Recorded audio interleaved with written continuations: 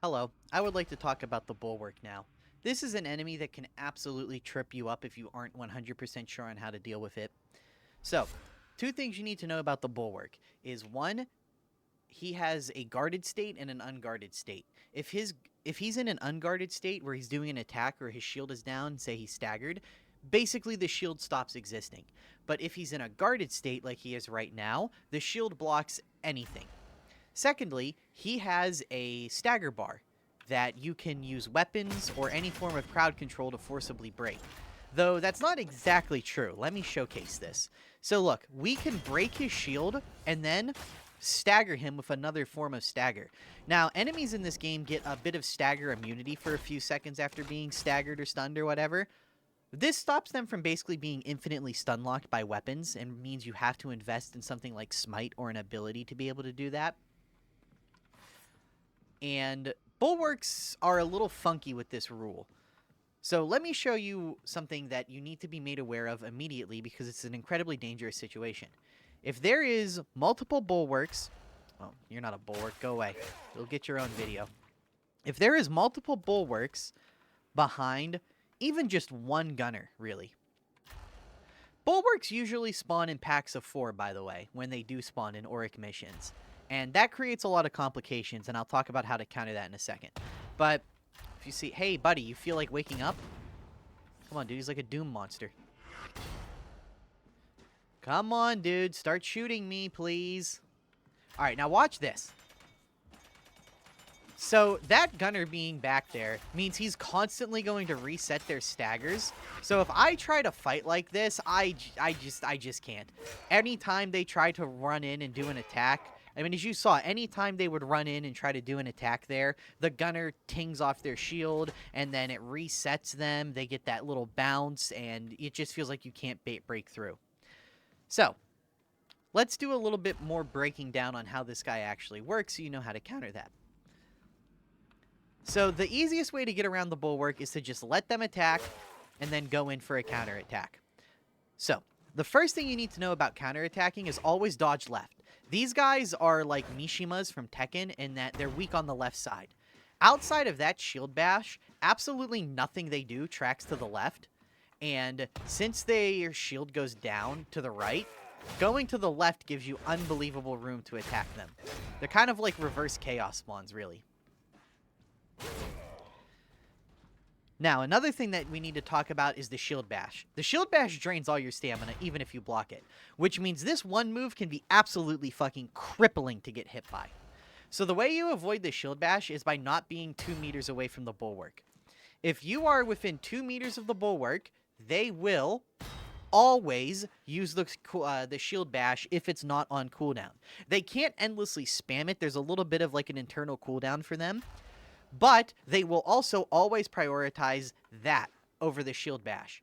If you are 3 or more meters away, they will always prioritize doing this like forward downward swing. But the moment you get too close, they always prioritize putting that on cooldown. Once it is on cooldown, though, they cannot do it again for a few seconds. So you're pretty much guaranteed that they're going to do something else. At least I've never seen a singular bulwark, just chain shield bashes before.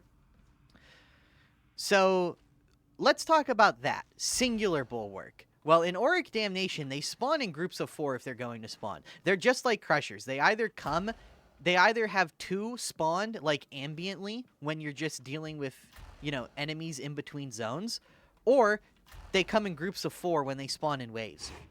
Now, if they spawn in groups of 4, that happens right there a lot. Where you dodge one into another, get shield bashed, and then you can't move, and then they just start beating you, and you're like, what do I do? Well, the trick really is to just not let that happen. If you know bulwarks are in a wave, you kind of just have to kite them back. If you have no room to kite them, then you're kind of screwed. But this is more of a build check right here, because you see, I can't really get in there. Trying to just slowly whittle them down like this, it's going to take forever, and it opens me up for a lot of mistakes, and like a single trapper here can just absolutely eviscerate me. If you recognize that there is 4 bulwarks running at you because they spawned with a horde or whatever, then you either need to use your teammates to help you, or you need to build some space and then do something like this. and then go in and attack them. Grenades, Veteran Shout, Smite, Zealot Book, anything that can knock them over creates an opening for you to attack. And as soon as you kill just one of them, by the way, dealing with 3 is significantly easier than dealing with 4, and so on and so forth. Bulwarks are an enemy where they get, like, exponentially more difficult to deal with the more of them are stacked up, because the more of them that get stacked up, the more their shields overlap and the more shield bashes they can throw out. And since the shield bash locks you in place and removes your ability to just guard attacks, they can just absolutely force their way into dealing damage to you. The safest and most consistent way to deal with bulwarks is always going to be to just retreat and then do some kind of stun. It's also going to be, once you get that stun out, to just beam their heads down. And this is something else I'd like to talk about. Using the bolter to open up bulwarks is very popular, but it's also very not a good idea. So this is the veteran. This class has more ammo than anyone else. 15 bullets is about like 7-ish, 8% of a veteran's ammo. So you got to spend like 5-ish shots here to break their guard.